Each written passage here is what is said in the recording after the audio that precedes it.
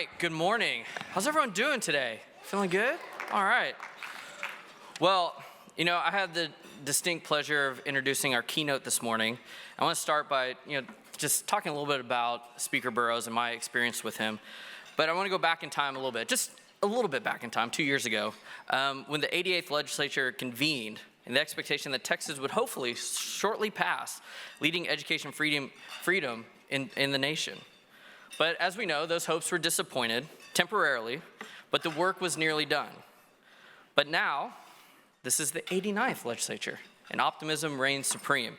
But I'm going to quote our speaker when he responded to, I guess it's a Truth Social, not a tweet, by the president who said, we need the Texas House to pass school choice. And our speaker said, just very simply, we will.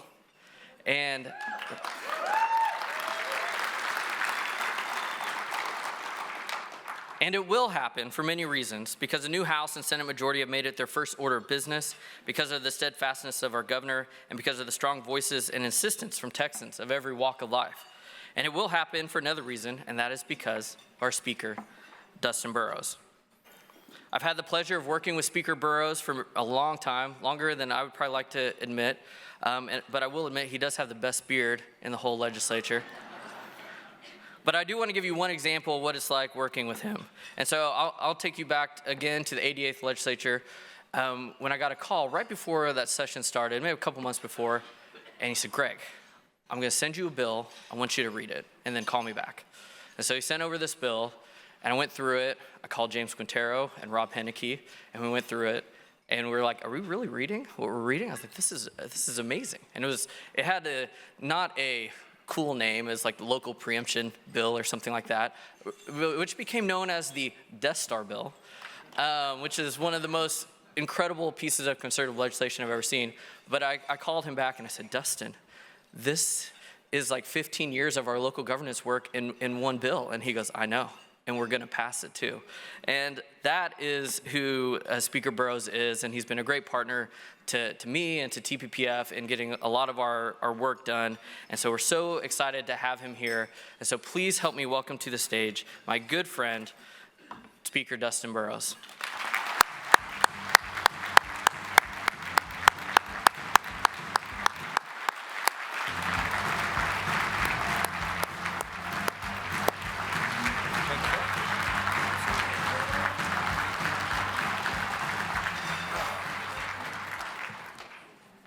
It's one of the interesting things about being speaker is they give me a script that I usually follow, at these, just to make sure that we stay on message, we stay on point. But I'm going to go off script for just a second.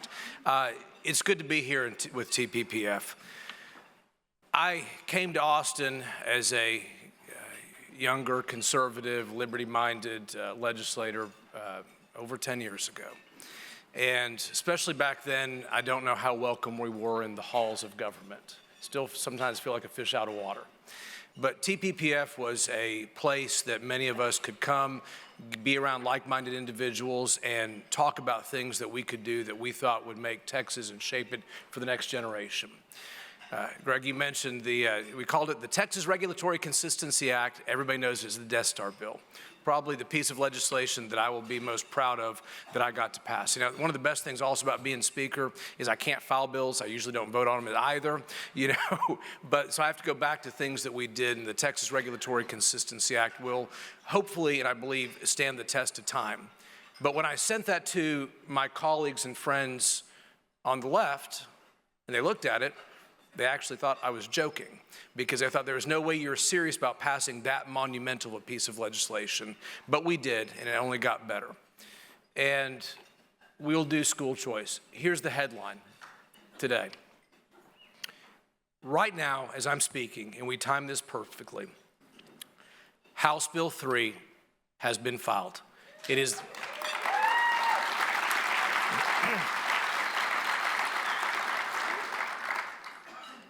It is the companion to SB 2 in the Senate. It is long awaited. It is universal, and you can pull up on your phones after I'm done talking and take a look at it and see all the wonderful things in there. So let me start with this.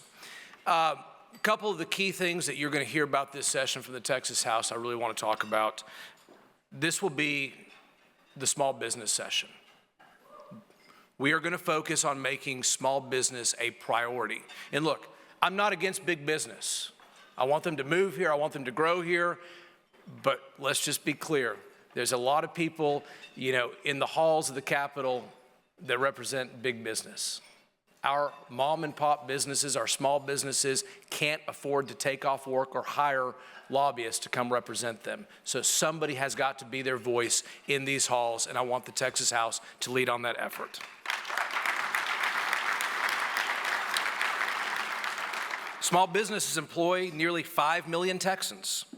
Yet right now, overregulation, endless fees are holding them back.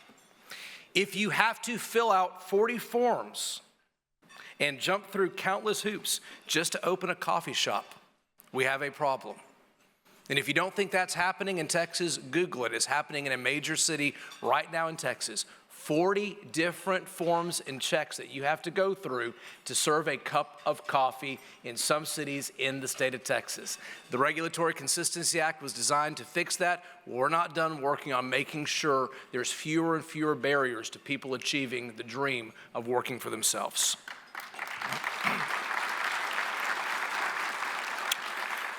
The things that we'll be proposing, that you'll be hearing about, as I mentioned, streamlining and reducing regulations to fight the regulatory overreach. We're going to identify and eliminate ineffective, outdated rules.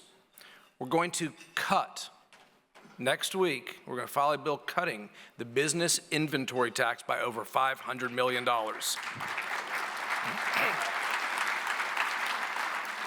And when you talk about returns on our economy, there's nothing like letting small business owners keep some of their hard-earned money to reinvest in their capital, in their employees, and to grow their business. It is going to be a huge stimulus to this state, and I hope it's something this foundation can get behind. We're going to maximize license reciprocity agreements with other states so we can attract more professionals, fewer barriers to entry. We're going to invest in workforce education, ensuring our K-12 system is aligned with workforce demands and strengthening CTE opportunities. A while back, I think 2015 or 2017, we were so pleased when we passed a big CTE priority in the Texas legislation the governor signed. And we expected we're going to have so many more students avail themselves of it. And some have. But not every child is college bound. Not every child should be. And quite candidly, right now, many of our youth are going to make more money and be more productive, learning real trades and skills. And if you don't believe me, bring your plumber over to your house and figure out what he's charging. They are doing extraordinarily well. And we look at what's going on across our state in CTE. And we're doing wonderful in ag, and we've got a lot of people who are studying floral design, but we need more people involved in trades, in workforce, in welding, in real skills. We have one priority piece of legislation, House Bill 20 filed. I created a standing subcommittee to look at this, and I want this to be the session where we get it right, where we're getting our high school students involved with our state technical colleges, our junior colleges, going there where the instructors are, and having the ability to actually get the tools they need to get the jobs they want, and I think it's going to be one of the most important priority initiatives of this session.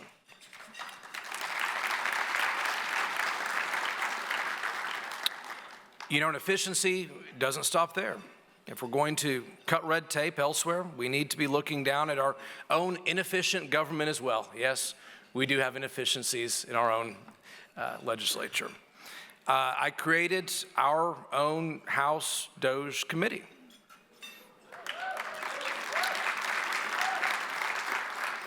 I think most everybody who's been here in this room before knows who the chairman is, Giovanni Capriglione. He was literally made for the committee, or maybe I said the committee was made for him. but he is the absolute perfect person to lead the charge on that. He is every bit as smart as Elon Musk. He's every bit as bold and courageous. He understands technology. He understands what needs to be done. I spoke with him yesterday, and he has already found great opportunities. I predict Gio is going to make headlines every single month and week that he is in there for the next 2 years, rooting out waste, fraud, and abuse. And I'm really excited to see what he does as the chairman of that committee.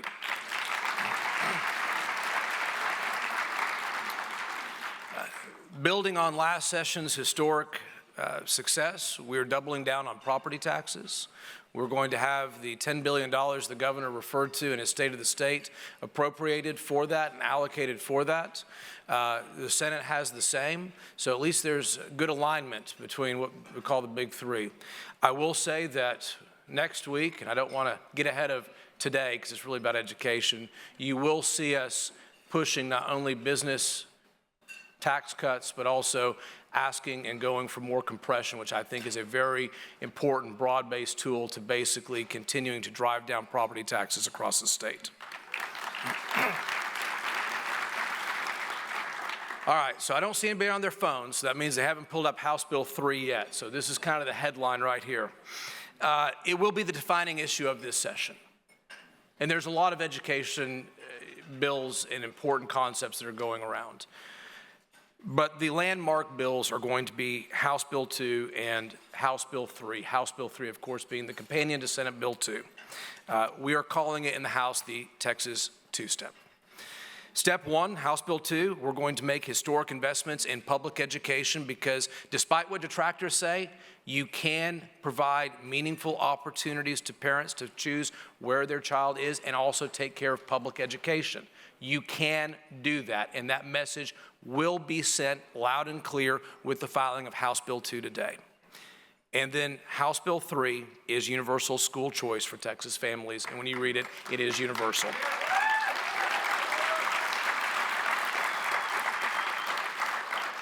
Two bills, 2 steps forward toward a better education. We can, and we will, do both. House Bill 3 is historic, and it provides what people have been asking for, real, meaningful opportunities. House Bill 3 delivers what Texas have been asking for, a true universal school choice program, and let me be clear, we have the votes to get it done.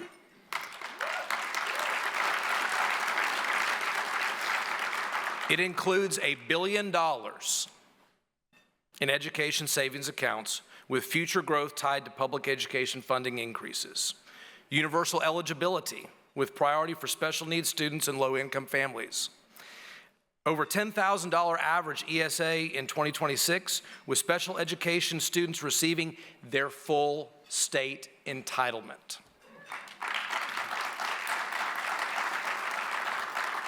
And by the way, their full state entitlement will increase significantly under House Bill 2.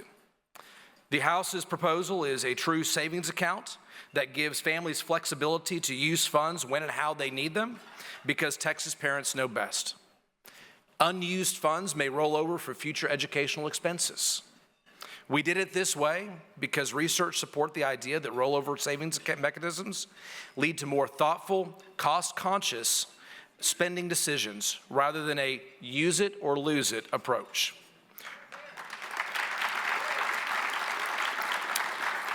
This will incentivize participants to make unnecessary expenses before funds expire, which could, make people do that.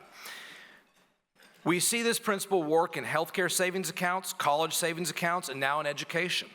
When parents have control and the ability to plan ahead, they make better decisions for their children's futures.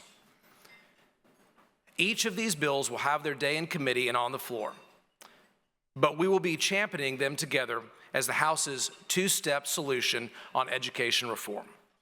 School choice doesn't damage public schools or take money away from them. School choice is important to the education ecosystem, creating more options for those who have none. I believe we can fully fund public education while recognizing that one size does not fit all. Families deserve options. Schools deserve resources. One without the other leaves Texas short.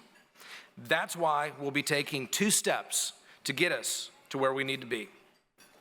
The governor, lieutenant governor, and I have been in constant communication on this issue and others.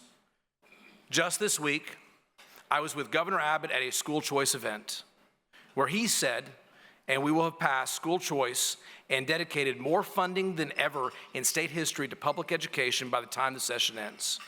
The House plans to do both, and we intend to lead from the front. I want to thank Chairman Brad Buckley for his hard work and dedication to improving education in Texas.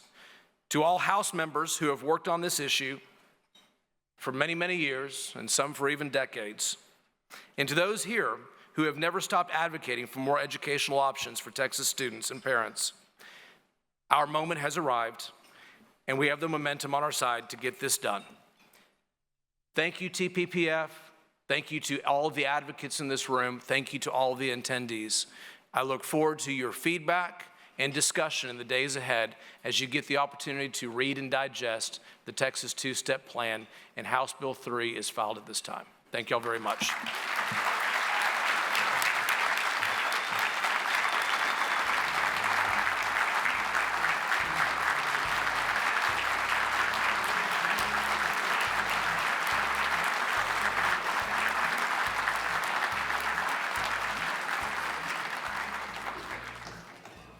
I'm supposed to come back up here. I'm sorry. I'm very emotional. Thank you, Speaker. Thank you so much from the parents of Texas. Okay, our next panel will be at 9:30, so we wrapped up a little bit early.